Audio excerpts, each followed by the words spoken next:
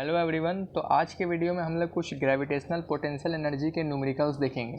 उससे पहले हम लोग को ये पता होना चाहिए कि ग्रेविटेशनल पोटेंशियल एनर्जी किसको बोलते हैं। पोटेंशियल एनर्जी अगर किसी भी ऑब्जेक्ट को हम लोग हाइट पे ले जाते हैं तो उसके ऊपर ग्रेविटेशनल पोटेंशियल एनर्जी पोजेस होता है। जैसे कि एक बॉल है ये ग्राउंड लेवल है। अगर इस बॉल को हम लोग उठा करके इस हाइट तक ले जाते हैं, इस सरफेस तक ले जाते हैं हाइट तक, तो इसका जो हाइट मेज़रमेंट आएगा, जिसको हम लोग क्या मान लेते हैं, एच मान लेते हैं, और इस बॉल का हम लोग मास मान लेते हैं, क्या, एम मान लेते हैं। ठीक है। तो हम लोग देखेंगे कि पोटेंशियल एनर्जी जैसे हाइट पे जाता है तो पोटेंशियल एनर्जी इंक्रीज़ करता है हाइट पे पहुंचते पहुंचते। तो इसका अगर हम लोग ग्राउंड लेवल पे पोटेंशियल एनर्जी चेक करेंगे तो क्या आएगा, ज़ीरो आएगा। जैसे हम लोग इसको लिफ्ट किए ऊपर की तरफ तो इसका पोटेंशियल एनर्जी कुछ इंक्रीज़ करेगा।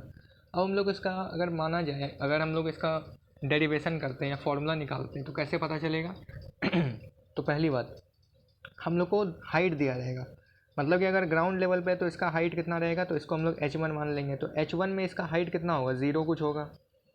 दूसरा हाइट हम लोग यहाँ पे पहुँच गए तो इसको हम लोग क्या मान लिए, h2 को h मान लिए। अब मास कितना दिया हुआ है, मास दिया हुआ है बॉल का m, और ग्रेविटी ड्यू टू एक्सेलरेशन कितना है वो आपको दिया रहेगा हमेशा। यह तो मानने के लिए नहीं है, हमेशा दिया रहता है 9.8 मीटर पर सेकेंड स्क्वायर, इस तरीके से दिया रहेगा। अब हम लोग को अगर निकालने बोले पोटेंशियल एनर्जी इस बॉल का कितना होगा इस लेवल पे, तो हम लोग आसानी से निकाल सकते हैं। कैसे निकालेंगे, potential energy m multiply gravitational जो एक्सेलरेशन लग रहा है, एक्सेलरेशन ड्यू टू ग्रेविटी जो जितना लगेगा, फिर हाइट में डिफरेंस पता करेंगे। हम लोग को हाइट का डिफरेंस जब भी निकालने बोले तो h2 माइनस h1 होता है, मतलब कि जो फाइनल हाइट होता है उसको माइनस कर देंगे इनिशियल हाइट से, तो क्या हो जाएगा आगे, तो एम जी एक साथ लिख देते हैं इसको। हाइट क्या दिया हुआ था, h2 दिया हुआ है h1 कितना था, जीरो, क्योंकि ग्राउंड लेवल पर पोटेंशियल एनर्जी का हाइट भी जीरो होगा, क्योंकि ग्राउंड लेवल है, ग्राउंड लेवल पे कुछ हाइट होगा नहीं, तो ज़ीरो हो गया। एम जी जीरो तो कैंसिल आउट हो जाएगा, तो एम जी मल्टीप्लाई एच हो जाएगा, एम जी एच।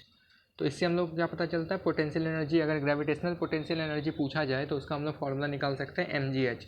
अब इसी से बेस्ड हम लोग को कुछ न्यूमेरिकल्स दिया रहेगा, या बॉल मास दिया रहेगा, या किसी भी ऑब्जेक्ट का मास दिया रहेगा, ग्रेविटी ड्यू टू एक्सेलरेशन दिया रहेगा, हाइट दिया रहेगा। हाइट में इतना झमेला नहीं रहेगा कि ग्राउंड लेवल पे है, आपको सीधा दिया रहेगा कि इस हाइट पे एक ऑब्जेक्ट रखा हुआ है, आपको पोटेंशियल एनर्जी निकालना है उस ऑब्जेक्ट का। तो हम लोग पहला क्वेश्चन देखते हैं। तो पहला क्वेश्चन है, what is the potential energy of a body mass 2 kg। हम लोग को मास दिया हुआ है कितना, 2 kg, kept at a height of 10 metre above the zero level. अब इस जो ऑब्जेक्ट है, किसको, कोई एक सामान है, बॉडी है, उसको हम लोग हाइट पे रखे हैं कितना, 10 metre above the ground level. Ground level मतलब जीरो लेवल इसको बोलते हैं। हम लोग को जो चीज़ मेंशन हम लोग लिख लेते हैं। तो मास ऑफ ए बॉडी हम लोग को पता है, मास ऑफ ए बॉडी कितना है, 2 किलोग्राम।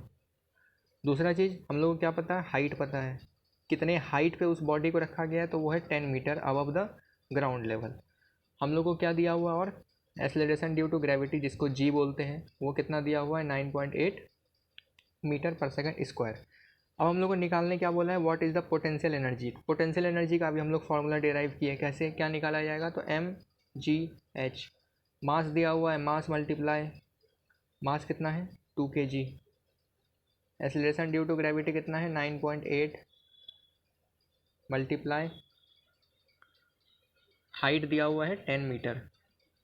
अब सबको सॉल्व कर लेंगे, इसका डेसिमल हटाएंगे, नीचे 10 आ जाएगा, 10 to 10 कैंसिल, 98 इंटू 2 16 196। अब एक चीज़ और, हम लोग पोटेंशियल एनर्जी वर्क का तो हम लोग ऐसा यूनिट पढ़े हुए हैं, वर्क का ऐसा यूनिट जूल होता है, तो इसी प्रकार से एनर्जी का भी ऐसा यूनिट जूल होता है। तो 196 जूल इसका क्या आ जाएगा, पोटेंशियल एनर्जी आ जाएगा इस बॉडी का।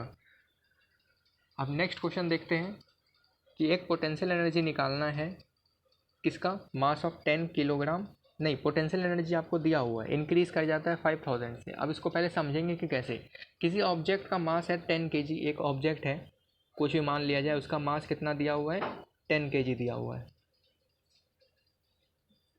अब इस ऑब्जेक्ट को हम लोग हाइट पे ले जाते हैं h, इसका हाइट दिया हुआ है कितना, h।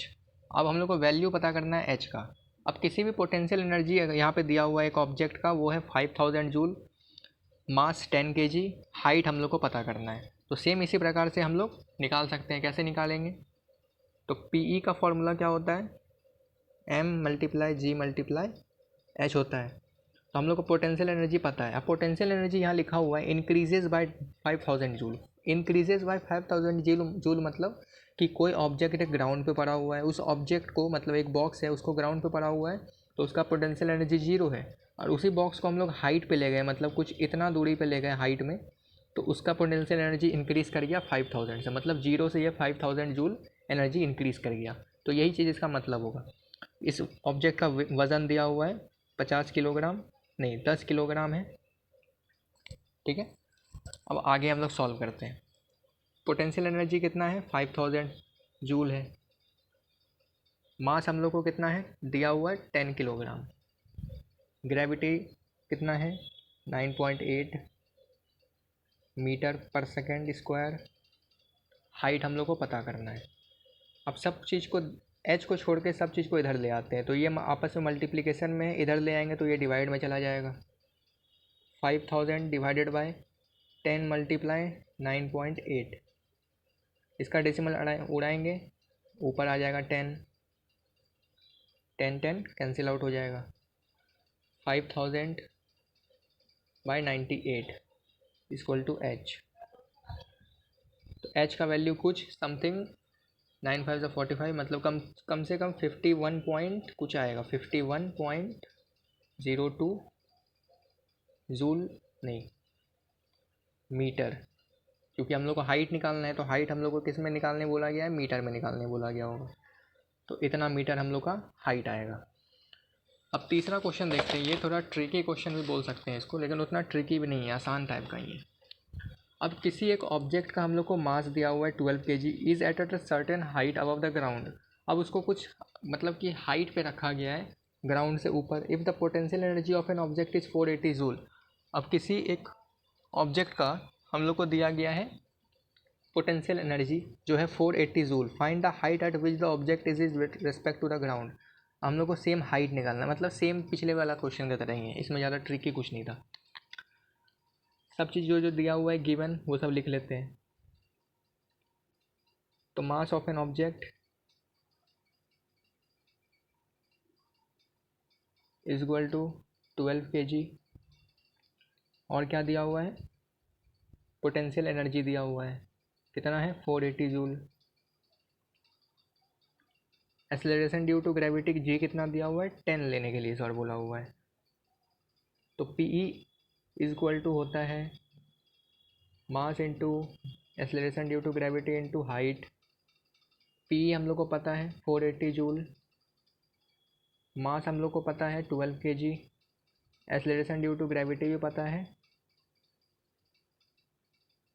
अब हाइट हम लोग को पता करना है कि वो कितने हाइट पे है ग्राउंड लेवल से, कितने ऊपर रखा हुआ है उस ऑब्जेक्ट को। तो जो भी चीज़ है इधर मल्टीप्लिकेशन में उसको डिवाइड में ले आते हैं। 480 डिवाइडेड बाई 12 इंटू 10, 0 से 0 उड़ा दें, 12 4 जा 48 इक्वल टू एच। तो हाइट इक्वल टू क्या हो जाएगा? 4 मीटर, ठीक है। इसी तरीके से और भी न्यूमेरिकल्स होते हैं, उनको हम लोग सॉल्व कर सकते हैं। यहाँ पे सेम 12 4 जा 48 होता है। हाइट हम लोग को निकल जाएगा, मीटर में आ जाएगा हाइट। हम लोग को ऑब्जेक्ट का हाइट पता चल गया। अब नेक्स्ट में हम लोग कब पढ़ेंगे काइनेटिक एनर्जी के बारे में, उससे भी कुछ रिलेटेड हम लोग क्वेश्चन सॉल्व करेंगे। न्यूमेरिकल्स बेसिस जितना भी होगा हम लोग सॉल्व करने की कोशिश करेंगे। तब तक के लिए थैंक्स फॉर वॉचिंग।